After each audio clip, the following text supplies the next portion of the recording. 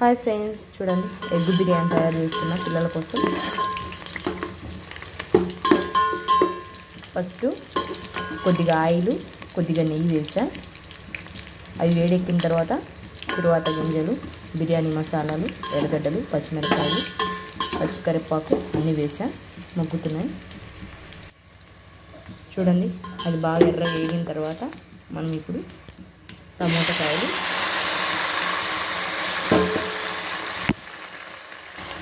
సరిపడినంత ఉప్పు వేసుకొని ఇంత బాగా కలబెట్టుకోవాలి.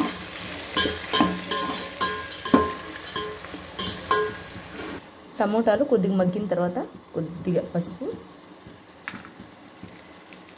అలాగే కొద్దిగా ఫుడ్ కలర్ లైట్గా,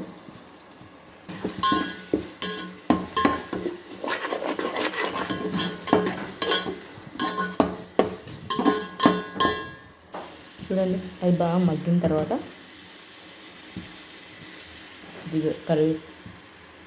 కొత్తిమీర,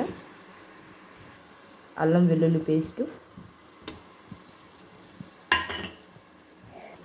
బాగా కలబెట్టేసి అది కొద్దిగా మగ్గిన తర్వాత ధనియాల పొడి, లైట్గా బిర్యానీ మసాలా, ఫ్లేవర్ కోసం కొద్దిగా చికెన్ మసాలా,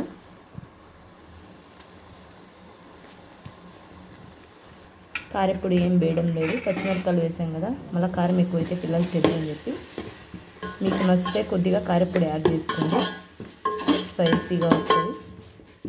చూడండి ఇలా అంతా బాగా కలబెట్టుకొని కొబ్బరిలో కొద్దిగా నీళ్ళు యాడ్ చేసి గ్రైండ్ చేసా. కొబ్బరి నీళ్ళు కలిపింది మిక్సీ కొట్టుకునేది యాడ్ చేసుకునేది. చూడండి ఇలా అంతా కలుపుకొని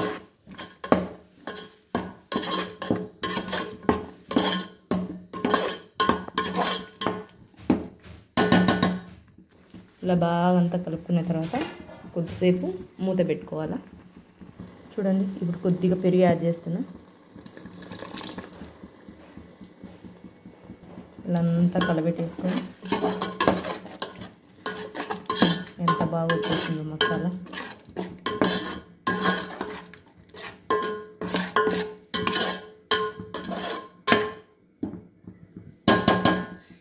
ముందుగానే వేయించి పెట్టుకునే గుడ్లు ఇవి ఉడకబెట్టేసి కట్ చేసి నూనెలో వేయించి పెట్టా. ఇలా గుడ్లు యాడ్ చేసుకోవాలా.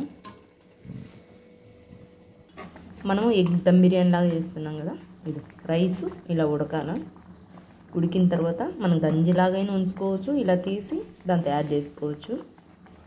చూడండి ఇలా అంతా ఎగ్ కర్రీలాగా మనం దమ్ బిర్యానీ లాగా చేసుకుంటున్నాం కదా, ఇట్లా సేమ్ దమ్ బిర్యానీ కంటి ఎగ్గు మనం చికెన్ యాడ్ చేయకుండా ఇలా అంతా వేసిన తర్వాత రైస్ తీసుకొని దాంతో వేసుకోవాలి లేయర్ లాగా.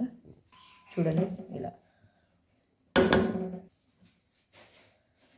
అంతా ఒక లేయర్ వేసిన తర్వాత వేయించి పెట్టుకునే ఎర్రగడ్డలు,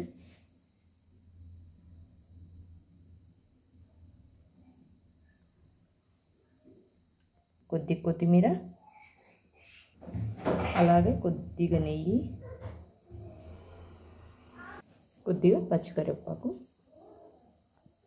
చూడండి ఇలా అంతా పైన ఇంకొక స్టెప్ వేసిన తర్వాత కరివేపాకు, కొత్తిమీర, కొద్దిగా ఎర్రగడ్డలు, పైన కొద్దిగా నెయ్యి. చూడండి ఫైనల్గా ఎగ్ దమ్ బిర్యానీ. ఇది వచ్చేసి ఇప్పుడు దమ్ముకు పెట్టేద్దాం. దాంతో కాంబినేషన్ పెరుగు చట్నీ, రైతా.